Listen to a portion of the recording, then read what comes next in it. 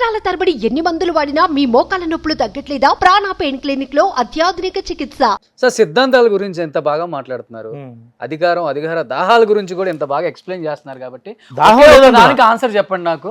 100 చెప్తా. ఎంఆర్ఓ వనజాక్షిని కాల్తో కింద ఈడ్చి కొట్టిన చింతపనేని ప్రభాకర్ ఈయనే కదా?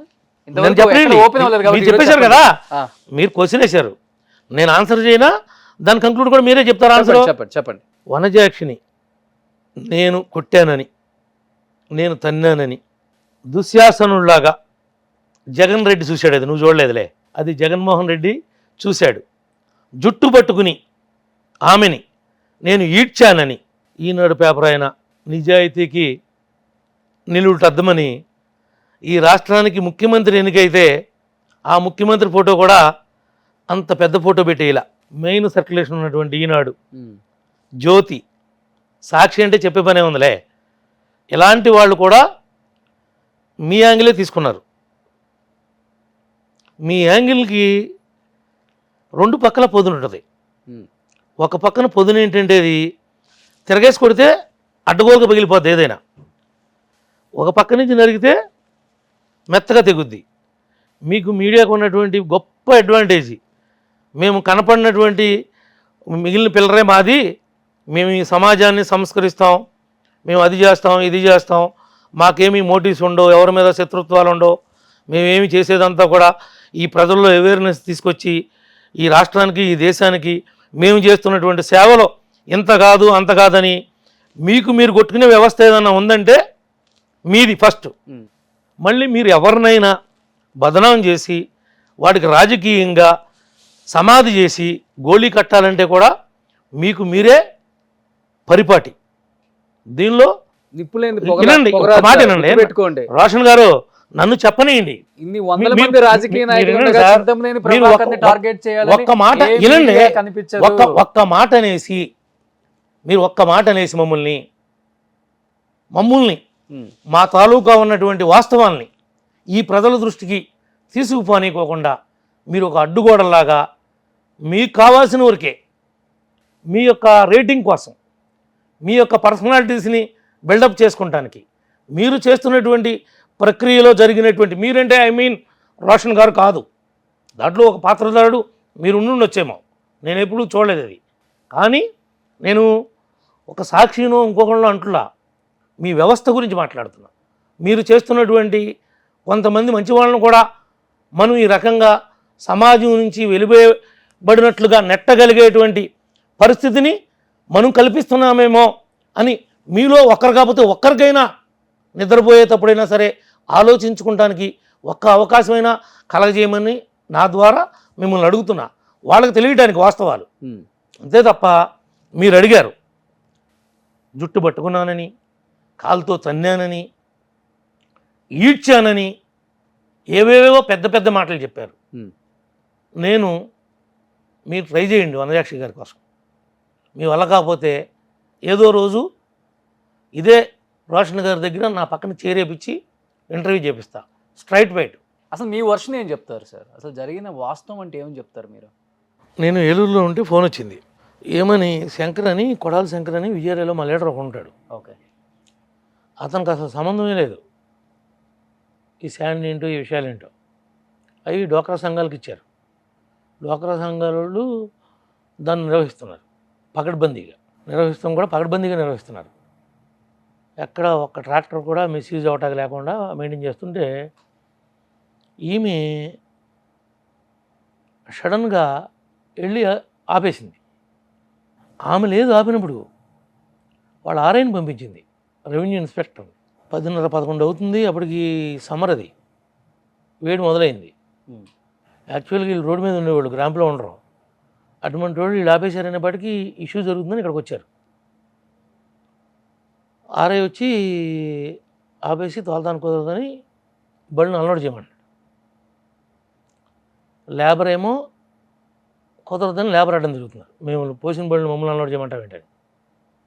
ఒక పక్కన డ్వాక్రా సంఘాల వాళ్ళు, ఇద్దరు మా నియోజకవర్గం సంబంధించిన వాళ్ళు. అసలు ఆమె పరిధి వేరు, ఆమె జిల్లా వేరు. ఆమె మరి ఎవరు చెబితే ఎందుకు ఆ డెసిషన్ తీసుకుందో నాకు తెలియదు. నేను ఆమెతో మాట్లాడాల. ఆపేశారు, మా మాట వింటలేదని అంటే ఒకసారి వెళ్ళి ఆ ఇష్యూని క్లోజ్ చేద్దాం కదా అని ఓవర్ యాంగ్జైటీ ఉంటుంది ప్రతి ఇన్సిడెంట్లో. నాది అక్క వనజాక్షన్ కాదు, ఈ ఇష్యూ వనజాక్షన్ అలాగా అట్ట మారింది. ఏదైనా అప్పటికప్పుడు స్పాటే దాన్ని క్లోజ్ చేస్తాను తప్ప ఎవరినో పంపించడం అదేం జరుగుతుందో చూడని. నాకు అసలు చాలా సింపుల్. నేను ఆర్డీఓకి ఫోన్ చేసి, ఆర్డీఓ గారు పెట్టించింది మీరు, జరుగుతుంది ఇది, మీరు డిఆర్డిఏ పీడీ వెళ్ళి అదేంటో షార్ట్అవుట్ చేయండి, ఎందుకు అలా జరుగుతుందో అని ఒక్క మాట అంటే అయిపోయే ఇష్యూ. నా లీడరు, నా డోక్రా మహిళలు, నా అమాలీలు అనుకునే యాంగిల్లో నేను వెళ్ళటమే ఒక మిస్టేక్. అది లేకపోతే అసలు నేను పోవాల్సిన అవసరం ఏంటి? శాండ్కి నాకేంటి సంబంధం? నేనేంటి అక్కడ? ఒక ఎమ్మెల్యే ఇష్యూ వస్తుంది, దాని కన్సర్న్ ఆఫీసర్లను పంపాలి. అట్లా ఆఫీసర్లను పంపటం, ఈ పుణ్యకాలం అంతా సాగదీయటం నాకు ఇష్టం ఉండదు. నేను స్వయంగా ఏదన్నా హ్యాండిల్ చేసేటువంటి తత్వం కాబట్టి అయినా ఎట్లా అవుతుందని నేను ఎందుకు ఊహిస్తా? ఆరే నేను వెళ్తే చాలా రాంగ్ అండి, ఆమె చెప్తే అర్థం చేసుకోవట్లేదు, మాది కాదని తెలుసు, అయినా ఆమె తహసీల్దార్ చెప్తే నేను చేయాలి కదా, నేను వచ్చాను అన్నాడు. నువ్వు పిచ్చోడు మంచోడు, నీ ఉద్యోగం పోద్ది, నువ్వు పో అన్న. ఇట్లాగే చెప్పా. ఆ విఆర్ఓని తీసుకుని ఆయన వెళ్ళిపోయాడు, నేను వెళ్ళిపోయా. నేను లేను అక్కడ. మరలా Polavaram right main canal land ఎక్విజిషన్లో చాలా ప్రాబ్లం అయితే హైకోర్టులో ఉంటే ఆ ఇష్యూని ట్యాకప్ చేసి ఆ కెనాల్ తవ్విస్తున్నా. నేను ఒక చెట్టు కింద క్యారేజ్ ఓపెన్ చేసుకుని తింటున్నా. అక్కడికి నా ఇల్లు 6 కిలోమీటర్లు, అయినా నేను క్యారేజ్ తెప్పించుకున్నా. నేను ఇంటికి వెళితే కనుక మళ్ళీ రాలేను, ఇక్కడ పని జరగట్లేదు, ఓ పక్కనేమో టాస్క్ పెట్టాడు పెద్ద అయినా, దీన్ని కంప్లీట్ చేయాలనేటువంటి ఓ మోటివ్తో ఉన్నాం. మళ్ళీ వెళ్ళా భోంచేసి, నేను భోజనం కూడా చేసేసా. ఈమె ట్రాక్టర్ ముందు కాళ్ళు 2 ఇట్లా ఎదరబెట్టిందిట, ఇట్లా జాపుకుని ఆ ఇసుకలో కూర్చుని పునుగులు ఇట్లా ఎగరేసుకుంటూ తింటుంది. నేను వెళితే ఆమె, ఈమె ఏంటిరా ఇట్లా చేస్తుందే, ఏంటంటే తహసీల్దార్గా మీరు ఏంటి, అసలు మీరు పద్ధతి ఏంటి, మీ లోకం ఏంటి, మీరు ట్రాక్టర్కి అడ్డం కూర్చుంటాం ఏంటి, లేదు సీజ్ చేసి తీసుకెళ్ళండి అని నేను చెప్తున్నా. మీరెవరు నాకు చెప్తాకి, నా పరిధిలోకి వచ్చి అంటుంది నన్ను. మీరెవరు చెప్తాకి నాకు, నా పరిధిలోకి మీరు వచ్చారంటుంది. నేను మా మండలంలో నేను ఉన్నాను, మీరు పక్క నియోజకవర్గం, మీ మండలం వేరు, మీ నియోజకవర్గం మీరేంటి మాకు చెప్తున్నట్టుగా మాట్లాడుతుంది. నేను 2 నిమిషాలు 3 నిమిషాలు వెయిట్ చేశా, వింటల్లా. పై ఆఫీసర్లో ఫోన్ చేశా, రమణమని, మా తహసీల్దార్కి మా ఆర్డీఓకి. మరి హ్యాండిల్ చేయాల్సింది వాళ్ళే కదా. నాకు ఆమె ఎదురు తిరుగుతుంది. తెలిసి తిరుగుతుందా తెలియ తిరుగుతుందా అనేది మనకు తెలీదు. ఆమె తెలిసి తిరుగుతుందని కూడా నేను అనుకోవట్లా. ఈ డ్వాక్రా మహిళలు, ఈ లేబరు, విఆర్ఓలు, RI, sub inspector of police, ఆ మండలానికి సంబంధించి అందరూ అక్కడే ఉన్నారు. సడన్గా గడపడిపోతున్నారు, సడన్గా గొడవ అయిపోతుంది. ఏమేమందో వాళ్ళేమన్నారో మనకు తెలియదు. ఒకేసారి గొడవ స్టార్ట్ అయింది. నేను వెళ్ళకపోతే లిటరల్గా ఆమె నా రోజు చంపేసేవాడాడు. చంపాలని ఉద్దేశం కాదు, అది ఇసుక కింద ముఖం అంతా ఇసుకలో కూరిపోయింది. వీళ్ళందరూ ఒకళ్ళ మీద ఒకళ్ళు పడి కలపడుకుంటున్నారు. ఆమె కింద ఉన్నారు, ఆమె కింద ఉంది. ఇది జరిగినటువంటి సిచ్యువేషన్. ఆమెని, ఆ కింద ఉన్న ఆమెని నేను లేపుతున్నటువంటి ఫోటో కూడా ఒక సెల్ ఫోన్లో తీశాడు. నేను చేయించి నా కారులో వాటర్ బాటిల్ తెప్పించి ఆమె ముఖం కడుక్కుంటుంటే నేను నీళ్లు పోసి ముఖం తుడుచుకోమని, నేను ఆమె భావోద్వేగానికి లోనవుతుంటే నేను చెప్తే నువ్వు విన్నావు కదమ్మా నా మాట, ఇంతకాడే తీసుకొచ్చావు, మనం ఏంటి వాళ్ళు ఏంటి, ఈ తలకాయ నొప్పి ఏంటి, అసలు ఇదంతా ఎందుకు వచ్చింది అని నేను అంటే, మీ మాట ఇన్ని ఉండాల్సిందని ఆమె అంది నన్ను. ఓకే, ఆమెకు సపోర్టు వాళ్ళ విఆర్ఓ లేరు, ఎస్ఐ లేడు, ఆర్ఐ లేడు, ఆవిడతో పాటు వచ్చిన వాళ్ళు. నేను ఆదుకున్నా వెళ్ళి, నేను వెళ్ళి కేకలేసి ఇష్యూని క్లోజ్ చేశా. ఆమె రాసిన రిపోర్ట్లో కూడా చింతమనేని ప్రభాకర్ గారి యొక్క అనుచరులు డ్వాక్రా లీడర్లో నన్ను కొట్టారని తప్ప నేను కొట్టానని కానీ నేను ఆమెను అంటుకున్నానని కానీ ఎక్కడ రిపోర్ట్లో మెన్షన్ చేయాల. మీరు ఇప్పుడు చూసినట్లాగే ఉంటుంది. J C Sharma senior IAS officer, revenue principal సెక్రటరీగా ఉన్నాడు. ఆయన అప్పట్లో రెవెన్యూలోనే ఉన్నాడు. ఆయన్ని చైర్మన్గా పెట్టి ఉభయ జిల్లాలకు సంబంధించినటువంటి డిఆర్డిఓడే కదా శాండ్ మెయింటైన్ చేసింది. ఆ ప్రాజెక్ట్ డైరెక్టర్లని, వీళ్ళని, కలెక్టర్స్ని, వీళ్ళందరినీ ఒక కమిటీగా కాన్స్టిట్యూట్ చేసి ఒక జీవో ఇచ్చి క్యాబినెట్ డెసిషన్ తీసుకుని ఒక కమిషన్ వేశారు ఎంక్వైరీ చేయడానికి ఈ ఇన్సిడెంట్ మీద. ఓకే, ఎవరిది తప్పు అనేది తేల్చడానికి. ఆ కమిషను ఒక సీనియర్ ఐఏఎస్ ఆఫీసర్, ఆయన రెవెన్యూకి సంబంధించి. నేను ఆయన్ని ప్రభావితం చేయలేను కదా. ఆయన ఏమి రిపోర్ట్ రాసిచ్చాడో ఒక్కసారి తెప్పించి చూడండి, మీకు అర్థమవుతుంది. ఈ రాష్ట్ర ప్రజానికానికి తెలుస్తుంది. అల్లరి చేసేటప్పుడు ఒక వ్యక్తిని ఇబ్బంది పెట్టేటప్పుడు ఉన్నటువంటి యాంగ్జైటీ మీ పేపర్లకు కానీ టీవీలకు కానీ తర్వాత అప్పుడు ఉండదు. దాన్ని అంటిస్తారు, తగలడిపోద్ది. తగలడి వరకే సంఘంలో మీ పాత్ర సమాజంలో. కానీ దాని పరిణామాలు ఏ విధంగా, ఎంతమంది జీవితాలు పోతాయి, ఎంతమందికి మీరు తలకిందులు చేస్తారు అని మీరు ఆలోచన చేయరు. కానీ ఆ తర్వాత జరిగింది ఇది, ఆ రోజు మా దగ్గర ఉన్నటువంటి ఇన్ఫర్మేషన్ ఇది, దాని ప్రకారం ఆ రోజు అలా చేయాల్సి వచ్చింది, కానీ వాస్తవం మాత్రం ఈ విధంగా ఉంది అని ఎక్కడైనా 2 ముక్కలు ఈనాడోడో, 2 ముక్కలు జ్యోతోడో, 2 ముక్కలు సాక్షిడో రాశాడా గతం ఏంటనేది?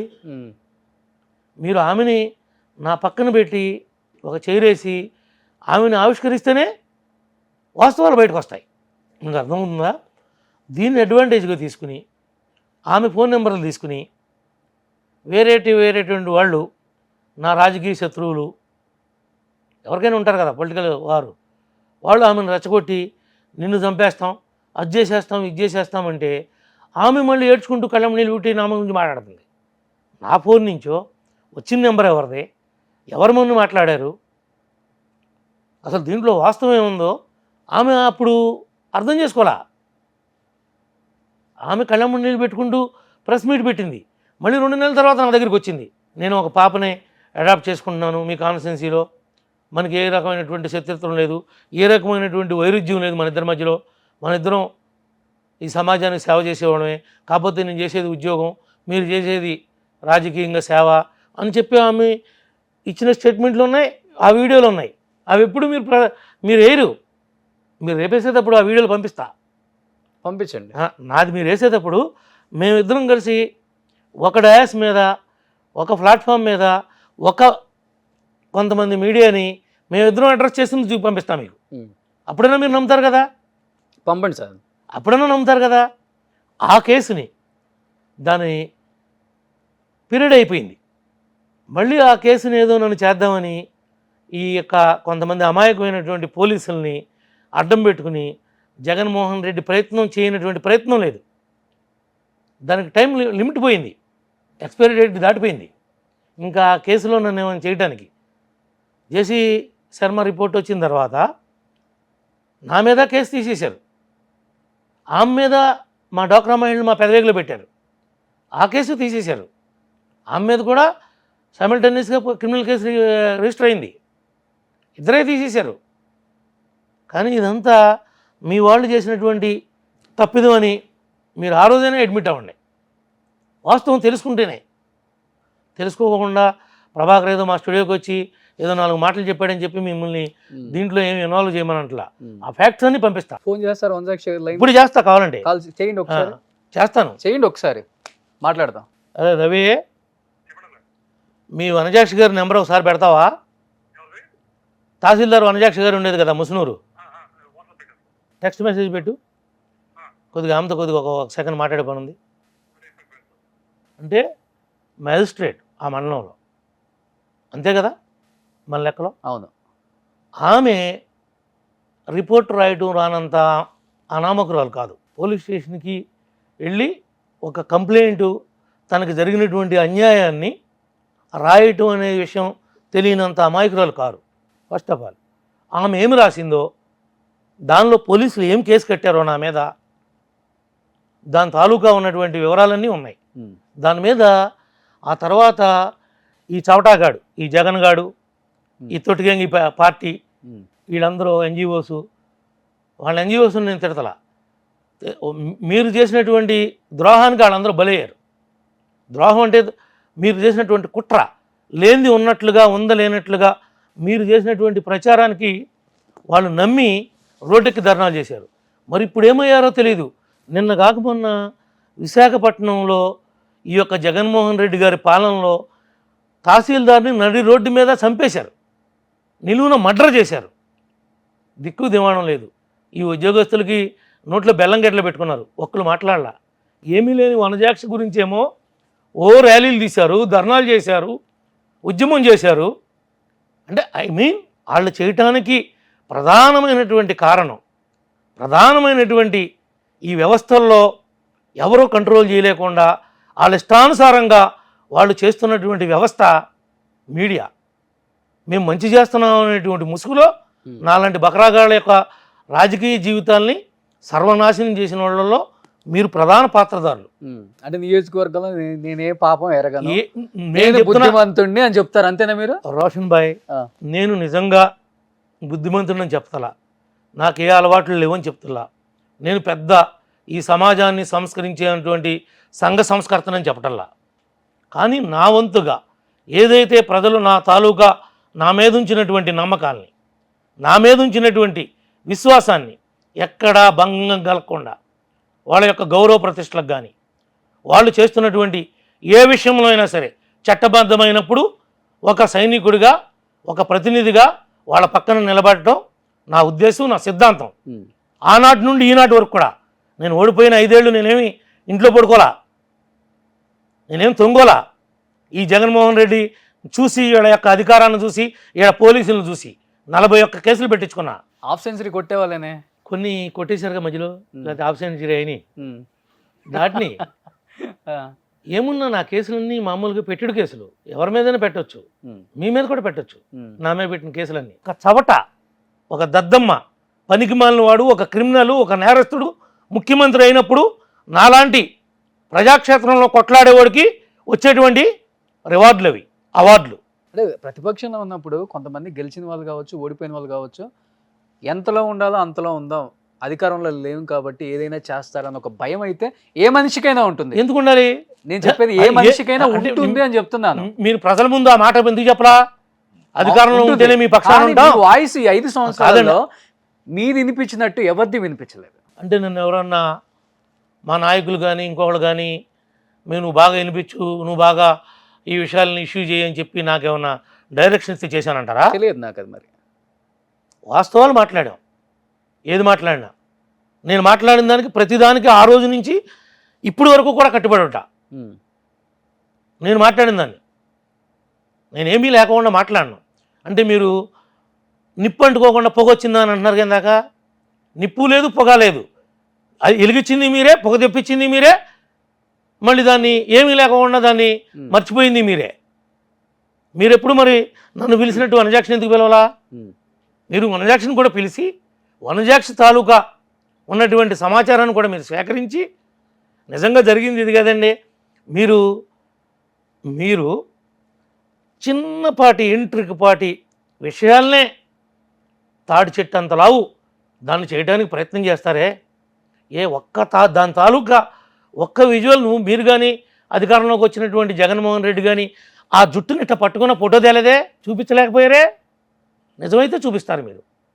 నా కాలు ఉంది, ఆమెను తన్నిటువంటి మీరు ఈ రోజున పబ్లిక్లో జరిగింది, కొన్ని వందల మంది సమక్షంలో జరిగింది. అది ట్రాక్టర్ డ్రైవర్లు ఉన్నారు, ట్రాక్టర్ ఓనర్లు ఉన్నారు, డ్వాక్రా సంఘాలు ఉన్నాయి, ఆర్ఐ ఉన్నాడు, 7-8 మంది విఆర్ఓలు ఉన్నారు తహసీల్దార్తో పాటు. తహసీల్దార్ సింగల్గా రాలా ఆమె. మీరు ఈ విషయాలన్నీ చెప్పరు. అవును, తహసీల్దార్ ఎక్కడ సింగిల్గా రాదు, మీరు ఏముంటుంది. వినండి, 7-8 మంది విఆర్ఓల్ని, ఒక రెవెన్యూ ఇన్స్పెక్టర్ని, ఒక అఫీషియల్గా సబ్ ఇన్స్పెక్టర్ని, ఒక హెడ్ కానిస్టేబుల్ని, ఇంతమంది సమక్షంలో ఇవన్నీ జరిగినాయి అని జగన్మోహన్ రెడ్డి కట్టుకథ కట్ట, మీరు చెప్ప, మమ్మల్ని అల్లరి చేయ, కొంత దాన్ని కూడా ఈ వనజాష్ కూడా నాకు ఈ పరిస్థితి రావడానికి ఒక కారణం అయింది. ఉద్యోగస్తుల్లో కావచ్చు, సమ్ కామన్ మెన్లో కావచ్చు, మాస్లో అయితే నా నియోజకవర్గంలో ఆ ఫీలింగ్ లేదు. కానీ ఈ యొక్క టీవీ నాలెడ్జ్తో, మీ పేపర్ నాలెడ్జ్తో ఇంట్లో ఉండేటువంటి మహిళలు, ఒక సాటి మహిళకి ఇలాంటి అన్యాయం జరిగిందా, ఇతను మా ప్రజాప్రతినిధి అని చాలామంది బాధపడి నన్ను వ్యతిరేకంగా నన్ను అపోజ్ చేసి ఉండొచ్చు. కానీ నాకేమీ ఆళ్ళలాగా, ఆ బద్మాష్ గారిలాగా నాకేమీ ఛానల్ లేదు, పేపర్ లేదు. రాజకీయంగా ఏదో సామాన్య కార్యకర్త కాడి నుండి ఎంపీటీసీఐ, ఎంపీపీఐ కొట్లాడి 2 సార్లు ఎమ్మెల్యే చేశా, 3ఓసారి ఓడిపోయా. ఆ ప్రజలు ఆశీర్వదిస్తే మళ్ళీ శాసనసభలో అడుగు పెడతా. నాకేమీ లేదు ఆర్థికంగా, ఇంకో రకంగా. మీరంటున్నారు మా నియోజకవర్గంలో కానీ, ఈ రాష్ట్రంలో కానీ నా తాలూకా ఉన్నటువంటి రక్తపు మరకలు, రక్తపు చుక్కలు ఏమన్నా 1 అయినా 2 అయినా, పలానా చాట కారిని కదా, పలానా ఆమె తాడు తెగింది కదా, పలానా వాడు జీవితంలో శాశ్వత వికలాంగత్వం వచ్చింది కదా, నీ వల్లనే ఈ కుటుంబం రోడ్డును పడి నువ్వు వీళ్ళ ఆస్తులు కబ్జా చేయబట్టి ఎక్కడలేదు అది మీ మీద అంటే నా మీద కాదు, నా తాలూకా మనుషుల్ని, అలాంటి వాళ్ళని నేను ఎంకరేజ్ చేసి ఎవరికైనా నష్టం కలిగించినటువంటి దఖలాలు ఏమన్నా ఉన్నాయా? నాకుంటే రాజకీయ నాయకుడికి రాబోయేటటువంటి ఎలక్షన్లలో ఫేస్ చేయడానికో, తన కుటుంబాన్ని సాక్కుంటానికో, లేదంటే తన ఆస్తులు పెంచుకుంటానికో, సొసైటీలో ఒక హోదాని బిల్డప్ చేసుకుంటానికో కావాల్సినటువంటి టింగ్ పోగేసుకుంటారు. నేను ఏ వివాదాల్లో, నాకేంటి వివాదం? ఆడు మొట్టా మేస్త్రిని తోసావంట, కులంతో తిట్టావంట, ఆడింటి ముందు రోడ్డు వేసావంట, ఆడు పొలంలోనేమో ఇళ్ల స్థలాలు ఎత్తాకి ప్రయత్నం చేసావంట. నా అబ్బ సొత్తా? నా బాబు ఏమన్నా పుట్టించాడా ఆ పొలం నేను ఇస్తానికి? తహసీల్దారు లేఅవుట్ గీసి సర్వేరు, ఈ పొలం మందండి, దీన్ని ల్యాండ్ లెవెలింగ్ చేయండి, దీన్ని పేదవారికి, వాళ్ళ తాలూకా వారికి పట్టాలు ఇద్దాం, ఇళ్ళు కట్టిద్దాం, వాళ్ళ ఇళ్ళలో దీపాలు పెడదామంటే చేసిన దానికి మా మీద కేసులా? రాజ్యాంగం అనేటువంటిది ఈ రోజున ఆంధ్రప్రదేశ్లో దాని తాలూకా ఉన్న ప్రజాస్వామ్య వ్యవస్థ అని చెప్పుకునేటువంటి మన దేశంలో అపహాస్యం పాలవుతుంది. 14 SC STలు పెడతాడా? మానవత్వం అనకూడదులే బూతులు. వాడు పెట్టేటువంటి పనులా మానవత్వం ఉందా? ప్రతి వారానికి ఒక కేసులో 14 రోజులు నేను రిమాండ్ చేస్తే నా బెయిల్ పిటిషను యాక్సెప్టెన్సీ వచ్చి నన్ను షూరిటీ సబ్మిట్ చేయమంటే ఈ స్టేజ్లో మళ్ళీ నువ్వు నాకు పీటీ వారెంట్ వేసి, ఒరేమ్మా నెలలో ఎన్నిసార్లు వెళ్తున్నారు కోర్టుకి? ఇప్పుడే నెలలో కోర్టుకి వెళ్ళటం ఇంపార్టెంట్ కాదు. మీకు రోషన్ గారు, నా 67 రోజులు ఏకదమ్మును జైలు జీవితం చేశా. ప్రతి వారం నన్ను బయటికి తీసుకొచ్చేవాడు. నాకు ఒక పెద్ద ఈ వ్యాన్ పెట్టాడు, దాని పేరు వజ్రా అని ఒక వ్యాన్ ఉంటుంది. దాంట్లో ఎవరిని తీసుకెళ్తారు? డెకాయిట్లను తీసుకెళ్తారు. నేరస్తుల్ని తీసుకుని వెళ్ళరు. ఏ నేరస్తుల్ని వజ్రా వ్యాన్లో తిప్పరు. నా కోసం స్పెషల్గా ఒక వజ్రా వ్యాన్ని కేటాయించాడు. ప్రతి వారం నన్ను కోర్టుకు తీసుకెళ్ళేవాడు. ఎందుకు? కోర్టులో నాకు వాయిదా ఉండి నన్ను తీసుకెళ్ళేవాడు కాడు.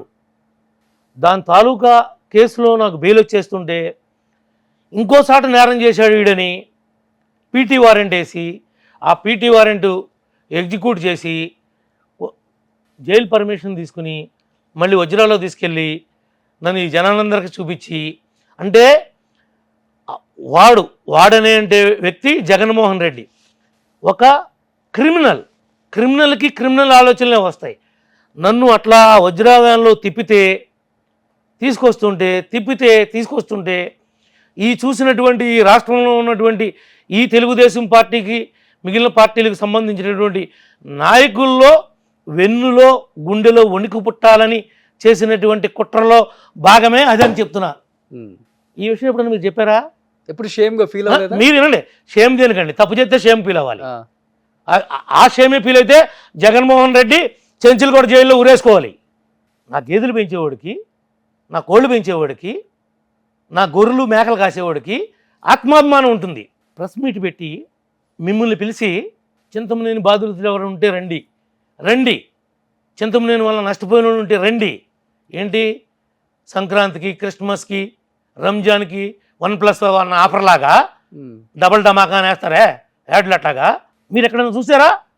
మీకు మీ వయసు ఎంతో 30-35 ఉందో, ఇంకా లోపే ఉందో, మీకు తెలిసి ఈ వృత్తిలో ఉన్న కాడి నుంచి ఈ రాష్ట్రంలో కానీ పక్క రాష్ట్రాల్లో కానీ ఈ దేశంలో కానీ ఒక ఐపీఎస్ ఆఫీసరు ఒక వ్యక్తి గురించి మీడియా సమావేశం పెట్టి మీడియాని పిలిచి, మీడియా నీ హాల్ ఉంటుంది కదా, అంటే ఆయన హాల్ మీది కాదు, పిలిచి రండి రండి అని పిలవడం చూసారా?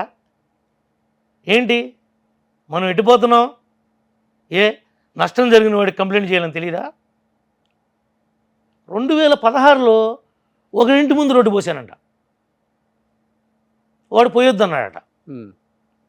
నువ్వు ఆపితే చంపేస్తానన్నాడట. నేను రోడ్డు పోస్తుంటే ఆపితే నేను చంపేస్తాను, కులం తక్కువ అని తిట్టానట. ఆడప్పుడు వెళ్ళిపోయాడట భయపడిపోయి. పెద్ద నాకు సపోర్ట్ దొరికిందని 16 నుంచి 19 దాకా లేడాడు. అప్పుడు వచ్చాడు కొత్తగా, ప్రభాకర్ గారి మీద కేసు పెట్టడా కానీ వచ్చి అప్పుడు కంప్లైంట్ ఇచ్చాడట వాడు. అంటే కేసు ఇది మీరు వినండి, మీరు ఎక్కడైనా ఇలాంటి వ్యవస్థలో ఇలాంటి కుట్రలు అనేది మీరు ఎప్పుడైనా చూసారా? ఈ జగన్మోహన్ రెడ్డి పాలనలో తప్ప.